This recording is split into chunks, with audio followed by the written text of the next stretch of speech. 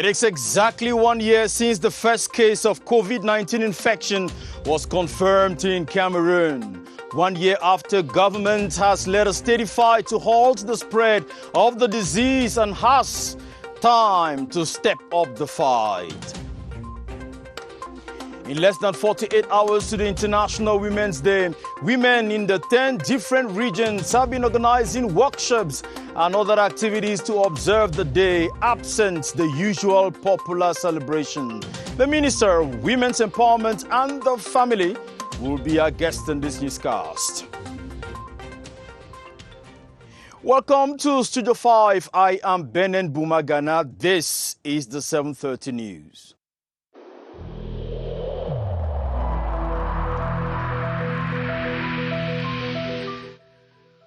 I urge you once again to put on your face masks, to wash your hands regularly, and to consult a physician or any other health personnel if you notice any symptoms. This is the only way to save lives and to curb the spread of the virus.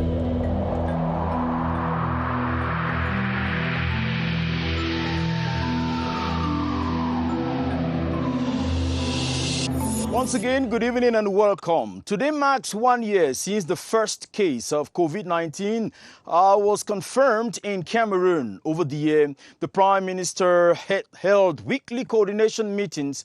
A solidarity fund was created by the President of the Republic, and a budget of 180 billion francs formed the bedrock of the fight against COVID-19. Star Building correspondent Christian Che Atam presents an overview of the government's struggle to contain the COVID-19 pandemic over the last 12 months.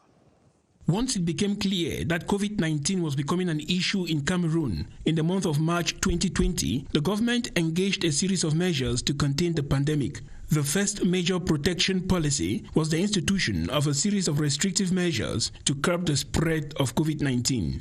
The measures pronounced by Prime Minister Joseph Dion-Gouté on the 17th of March 2020 and on the instructions of the President of the Republic included the closure of the country's borders, the suspension of schools and universities, the prohibition of large gatherings, and the wearing of masks in public spaces. An interministerial committee to monitor the government's response strategy, presided by Prime Minister Joseph Dion-Gouté, held weekly meetings to address the situation. The 2020 state budget was revised and 180 billion allocated to the COVID Solidarity Fund created by the President of the Republic to help fund epidemiological follow-up, the setting up of distance learning in schools and institutions, and support to the economy.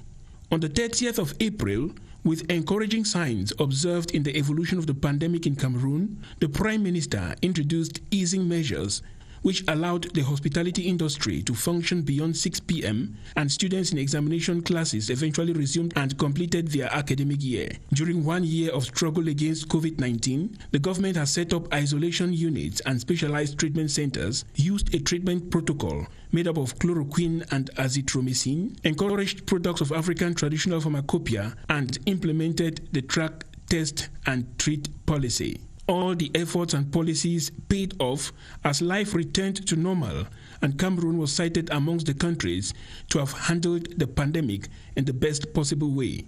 Schools, businesses, and social activities returned to normal on the understanding that basic protection measures like the washing of hands, the wearing of masks, and the respect of distancing would be respected. The respect of anti-COVID-19 measures is steadily regaining essence in public administration in Yaoundé. Persons coming into these public buildings and offices are compelled to put on their face mask and wash their hands before seeking any service. Romeo Kenny visited some of these public administrative buildings and brought back this report. There is no room for laxity in public offices. The coronavirus is a common enemy and must be put at bay. The Ministry of Public Health sets the example. Its environs have been disinfected and no one is allowed access in its premises without bound to anti-COVID-19 prescribed measures. The head of the department is very conscious of the fact that we need to protect ourselves, to protect others by respecting all the barrier measures. Hand washing and obligatory wearing of face masks alongside hand sanitizers are the principal fundamental requirements at the Ministry of Economy, Planning and Regional Development. But the security year always on qui-vive affirms it hasn't been an easy task dealing with stiff resistance from some visitors. When people come here, I insist they wear their face mask and also respect physical distancing. Not everyone likes respecting the rules, but they have no choice. Returning to the usual anti-COVID-19 measures translate government's strong commitment in protecting denizens against the deadly virus nationwide. Romeo Kenya also visited some markets and other popular spots in Yaoundé and tells us that while the respect for barrier measures against COVID-19 is gaining steam in public administrations, many petty traders still do not wear their mask or even wash their hands. His report. A large population at the Yaoundé Central Market. Evident, the physical distancing measure of the COVID-19 pandemic is a far-fetched dream. But effort of putting on a face mask at least isn't totally ignored. Shop owners have made it a dual duty for workers and clients. When you put on a mask, at least you are being protected from being infected by the coronavirus. As exemplary citizens, some have braved the odds, imposing the consistent hand-washing fundamentals as prerequisite to outsmarting coronavirus propagation. I have my own sanitizer in the house that I'm using in the house. In the market, we use it normally because why? We collect money from customers, and immediately we collect money, we need to use that hand sanitizer because we don't know how many people have touched the money. Some of them are responding positively about the barriers we are putting in place. The others are just washing inside and making whatever they want to do, then they'll go. In a nutshell, many are aware to cripple the deadly virus in public spaces. The battle begins at the individual level. So talking about COVID, the Chantal Biya International Reference Center has taken the battle against HIV/AIDS, COVID-19 and hepatitis to the borders. A team of experts led by the Director General of the center, Professor Alexis Njolo, has begun a 2-day sensitization and screening campaign in Mekoto village in Minton subdivision with a call for the youths to bar the way to the dangerous disease at their level. Pontianos Lawong reports. The Ocean Division is the epicenter of the propagation of the COVID-19 pandemic in the South region, with the town of Kribi yet to be the focus. Out of the 1,101 positive cases in the region, the Ocean Division alone counts roughly 400 positive cases. The governor of the South region, during a working visit with the divisional task force, prescribed the reinforcement of barrier measures. I want the SDO, the DOs of Ocean Division to be on the front line to curb this pandemic. We want that every location, every venue where people are gathered should be an occasion to sensitize the people against the pandemic, because this pandemic is real. As at now, 275 patients have been healed, with 3 deaths recorded in the ocean. Governor Felix Ngelengele told the committee members to intensify sensitization campaigns with a door-to-door approach. This will help reduce the spread of the pandemic.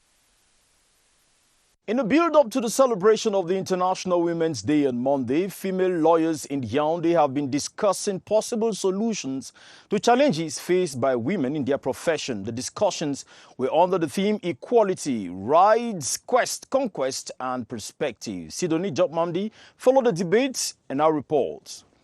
Challenges faced by female lawyers in their profession was at the center of discussions during the seminar organized to commemorate the 36th edition of the International Women's Day in Yaoundé. When we talk about the women in the bar and Cameroon female lawyers, they go through a lot of challenges, and the aim of this training was also to find out exactly what are the challenges as women, as female lawyers, do we face at the bar, and how do we overcome these obstacles. To young lawyers, how do we also mentor them in terms of moving ahead? Experts in the domains of digital law, health law, and tourism law were invited to share their expertise and bring up possible solutions to some problems faced by female lawyers in these different fields. We'll constantly be organizing training on specific domain of law that will empower the woman to do her job well, so that when a woman presents herself, they'll not just say she's beautiful. No, they should say she has a brain.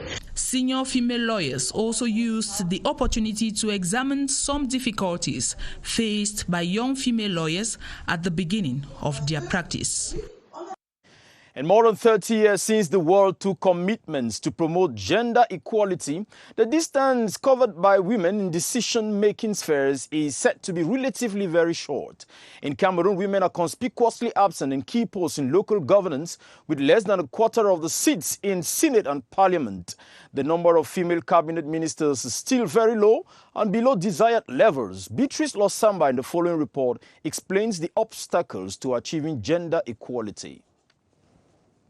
Women activists say the distance covered to achieving gender equality is far below their dreams. Every year we have a progress for some things and we have regrets for other things. And when we talk about progress, we can talk about education. We have more women in education progress.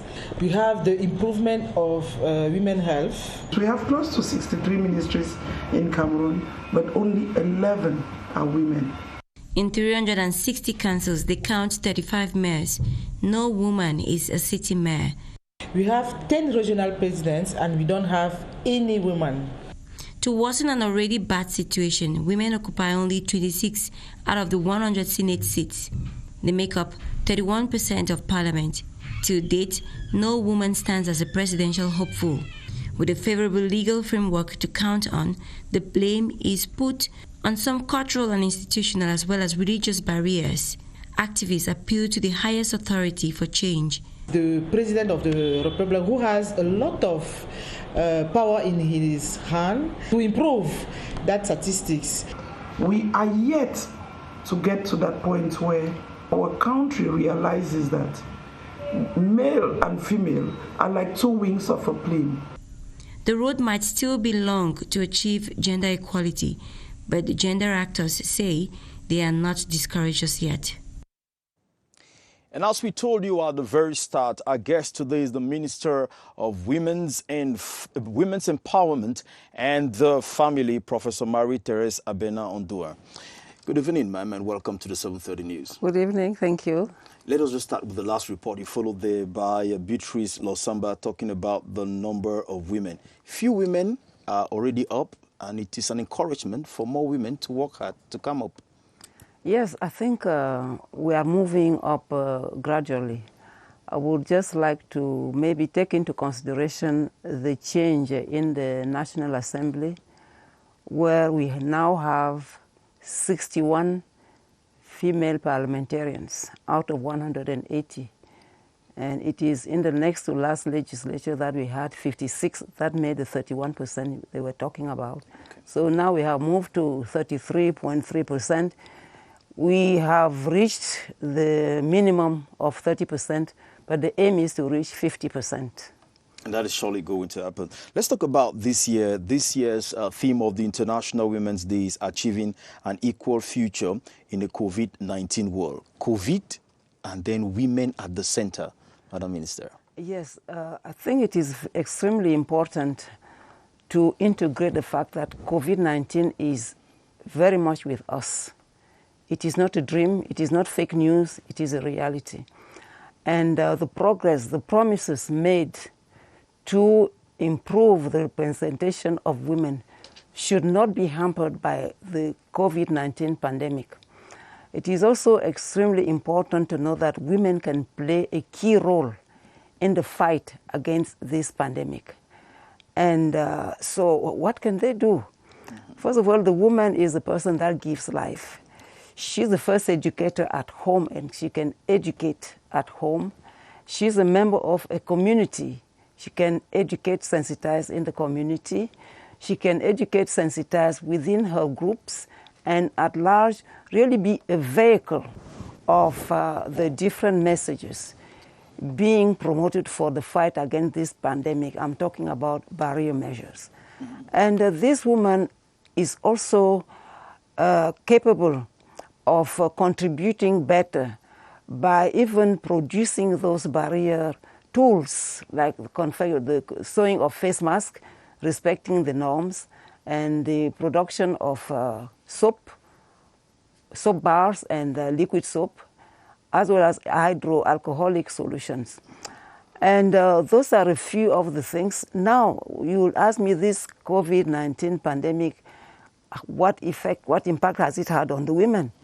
A very negative impact, because when it came, we had almost a lockdown, and a lot of economic activities were stopped almost, and they lost financially. And we saw children not going to school, and not enough means being available. And we saw an increase in violence at home, because the families were there, the children were just in the house, and the means were not there to feed. So we saw an increase in violence in the homes, and they became poorer and poorer. Luckily, and with the measures put in place, we were capable of overturning it. Unfortunately, when things were, the severity of the measures was reduced, there was a relaxation, generalized relaxation, which is leading to what we are living today, right now. But women can play an extremely important role and in the limitation of the spread of coronavirus, and we are a couple of days before March 8th. Very well. And just talking about, the impact of the COVID-19 pandemic, that is the very reason why on the 8th of March, we're not going to get the march past and the usual popular celebration. How does it feel, Madam Minister, at a moment like this, that the women will not be able to, above everything, show that at least they are happy? I think that should not have come as a surprise, because for the past month and a half, I think the Minister of Public Health has been communicating the figures. And it would have been a dream to think that in 2021 we will have a huge celebration. I would like to stress that we were extremely fortunate last year to celebrate March 8th. And March 8th was the last big celebration held nationwide. No May 1st, no May 20th, no New Year wishes, and more recently, no Youth Day celebrations. So it was a dream to think that we could have had March 8th month past. Now that it is reality, I think it's also a way of everyone, all the women of this country, to integrate the existence of the pandemic. And to really know that they have to play an extremely important role to limit the spread. March 8th, the March Past was a means of them to communicate, to be together, to dance, to feast. And when the head of state, His Excellency Paul Biya, has taken that decision not to have the March Past, I think it is an awareness raising that we should integrate it. Now, it is a bit disappointing to not have it, but at the same time, this is our contribution to really let all Cameroonians know that this disease is a reality. Now, March 8th is not just March Past, dining and whining. This theme is really calling upon each one of us to do a lot of things. You know, female leadership, this is an occasion for all of us to really go into it and see what progress has been made. And some progress had been made, but more still need to be made. And you cannot really see how far we want to go if you don't have a basis analysis. There is an exhibition in the National Museum by the National Assembly. More exhibitions will take place in different areas. Now, talking about leadership. They mentioned about ministerial positions held by women. I would like to say that, yes, the number is still low, but you should remember that women were basically in social ministries. But you have ministers, Ministry of Post and Telecommunications, which is headed by a woman, Minister of Scientific Research and Innovation, the minister delegate in charge of audit, Supreme State Audit, is a female. And you have the ministry before in the past, the Minister of Domains and the Land Tenure was held by a woman. We also have the Ministry of Housing and Urban Development. So we have some key ministries that are now in the hands of women. I'm not going to go into all the areas, but the number of female ministers is low, yes, but I think we are going to improve. It will improve progressively. But we should know that some key ministries, which were traditionally held by men, have now been given to women, and I think those women are defending themselves. I'm not saying that social ministries are not useful. Yeah. They are extremely useful. Education is extremely important. Social affairs is important. Women's empowerment and the family are important. So, Madam Minister, so how are you going to spend Monday? Monday, how will your day be? My day will be, it will be March 8th. And I'm planning to have, to communicate with the women to really let them understand that the March Past is not the only thing that we have to do for March 8th. We have to think of the theme and see how we can improve on the leadership and integrate that coronavirus is here with us. We should all do, women in particular, they should do everything to limit the spread through sensitization in their different communities, at home, in the village, in the Njangi meetings and what have you. So they have a role to play, and No March Past is a big signal that it is a reality, and each woman should play a role to stop the spread of coronavirus. Thank you very much. We're talking there to the Minister of Women's Empowerment and the Family, Professor Marie-Thérèse Abenondwa. And thank you very much, and we wish you a wonderful celebration. Happy feast. We count on you to help stop the spread of coronavirus. And we are doing just our best. Thank you. Thank you. Just a while, ma'am. Let's go to the Northwest region, where 30 underprivileged women have received startup kits of groundnuts, buckets, and packs of sugar to enable them begin small businesses. The donation is offered by the Northwest Delegation of Women's Empowerment and the Family to assist the women get financial autonomy. Karin Tosam reports from Bamenda. They have been trained on the production of items like powder soap, bleach, and soya beans balls, known locally as soya bean zakra. Among them is a mother of 5 who says her skills in the production of what is locally referred to as groundnut sweets, a byproduct of groundnuts, will help her to meet the needs of her family. I can make this groundnut and be selling it so that if I have money, I can buy the pencil, pen, books, clothes. And when they are going to school, I can make some of them and give to them to go and be selling in school so that they should help us. Others say they are already reaping the fruits of the training. At first, I was keeping 100, but during these 3 months, I have been keeping 200 to 300. With time, I have to increase the space. I'm going to do my marketing online. They've taught us how we can do bookkeeping in order to track records, track losses in the course of doing our business. Plans are also in view to continue training women on ICTs, entrepreneurship and functional literacy, and registration is open at the Bamenda 2 Women's Empowerment Center. And about 80 women of the Yaoundé 6 Council area have been trained on the protection or the production of solutions like liquid bleach, both hand gel, liquid soap for both household and commercial purposes. This is an initiative of the Member of Parliament for Yaoundé 6, Honorable Yeba Judith Meno, in partnership with 300 Women Voices for Development Association. The training comes on the heels of the 2021 Women's Day celebration. Paul Onela Nzana reports.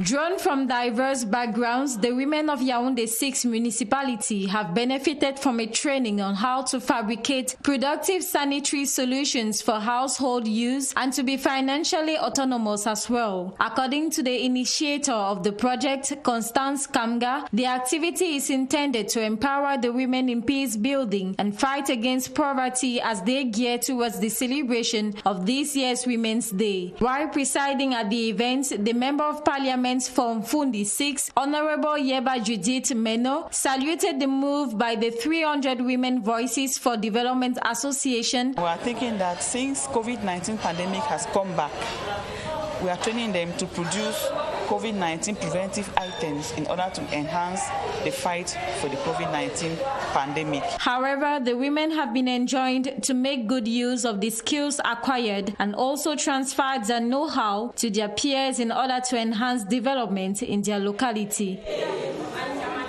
As we've heard already, today March 6 marks exactly 1 year after the first coronavirus case was confirmed in Cameroon. So the question is, 1 year after, how has the struggle to halt the spread of the COVID-19 pandemic been in the country? For answers, we go over to the Public Health Emergency Operations Center to meet Baldwin Sama and his guest, Dr. Joseph Fockham. Hello, Baldwin.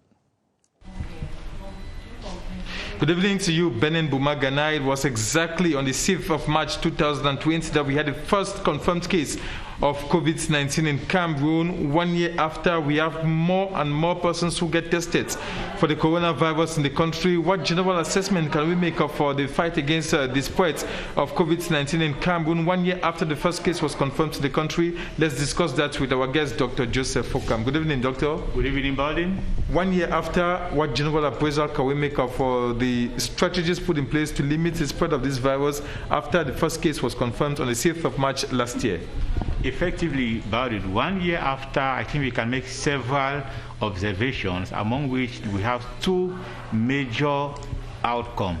The first one, we realized during the beginning of the pandemic, the population were really afraid of this new viral infection.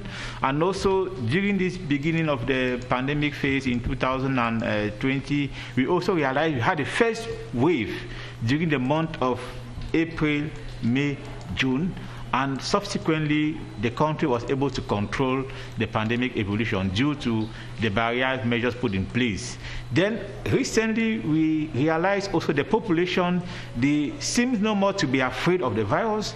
There is no more any respect of barrier measures, and what we are seeing as a lesson during these last 2 months, we are already having the second wave in Cameroon, and this second wave may be a persistently long wave. And why? Because people are not really respecting barrier measures, and we really want Cameroonians, from the experience we had during our first phase and the response put in place, we really want everybody to go back to those barrier measures. Why? Because in just 2 months' time, we have recorded 8,000 cases, new cases. We have never seen this before. Thank you so much, Dr. Joseph Fockham, for being available. We have to respect all these barrier measures to avoid this second wave from persisting in the country, given the increase in the number of persons tested positive for the coronavirus in Cameroon lately. Back to you, Benin Bumagana. And thank you very much, Baldwin Sama from Cayman. Let's go over to the far north region, where a further 5,000 Nigerian refugees at the Winawao camp are going back home to Nigeria after several years in Cameroon. It was a great experience, as we hear in this report by Ebenezer Akanga. This is the second time within 1 month that the Minister of Territorial Administration, Paul Atanganji, is coming to the far north region on esteemed instructions of the head of state regarding preparations and repatriation of Nigerians in the Minawao refugee camp. There are 5,000 refugees who have willfully decided to go back to their country. The terms of their return were spelled out in a tripartite accord signed on February 7, 2021 in Marwa by the governments of Cameroon, Nigeria, and the UN Refugee Agency. Nigeria's obligation is to provide buses. The buses, 22 number of them with 48 seaters capacity, a total of 906, with an ambulance, 2 fuel trucks, a recovery vehicle, arrived the governor's office of Marwa since 25th February. Apart from logistics, the health protocol is being respected. I'm quite aware COVID test is currently going on in the camp. Vaccinations have been received. Vaccinations for the animals and the rest have been received. So with COVID clearances, when they go to the border of Nigeria, our port health system will also examine those certificates and do rapid thermal tests and the rest. According to the Nigerian official, the Nigerian government has taken measures for the socio-economic insertion of the returnees. Banki is coming on board. The houses are ready to accommodate these returnees because government took special emphasis to rehabilitate the houses. The houses are now ready. They are going to live in new neighborhoods. The first group of the refugees, made up of more than 5,000, will leave for their country in the coming days at a ceremony that will be supervised by the Minister of Territorial Administration. A Cameroonian based in the Central African Republic has been arrested for robbing a Chadian businessman of 40 million CFA francs after drugging him. He was arrested in the Bebda in the Central region where he was hiding by a coordinated operation of the National Gendarmerie and International Police Organization, Interpol. Kilian Datndifon completes that story. Adraman Mahalmat, this Chadian business person, trusted Robert, the Cameroonian nurse in the red T-shirt, whom he invited to treat him at home. Hinted that his patient had money. Robert administered sleeping pills and made away with 40 million CFA francs. I gave 2 doses of diazepam to the patient to make him sleep, so I took the money. Medical tests discovered formol in the blood of his victim. Robert then escaped to Cameroon, but his brother had to pay the price or help track him down. It's an operation that started at the Central African Republic at Bangui, where the relatives of the victim got in touch with Interpol, the office of Bangui. And via the relatives that are here, we could get the phone number of one of the friends. We arrested the girl, and she gave us the exact position of the so-called murder at Ebebda, where we could arrest him. He is charged with attempted murder and robbery and has to face the law. It is with that report that we come to the end of the 7:30 News edition today. Thank you very much for following. At 8:30, Karine Olive Yabi will be here with the news. I will be back tomorrow for what is making news in Cameroon and around the world. Good night.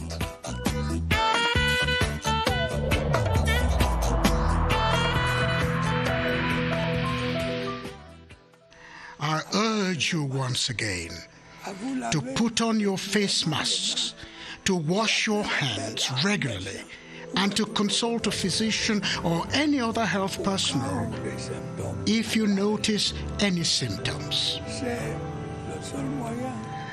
This is the only way to save lives and to curb the spread of the virus.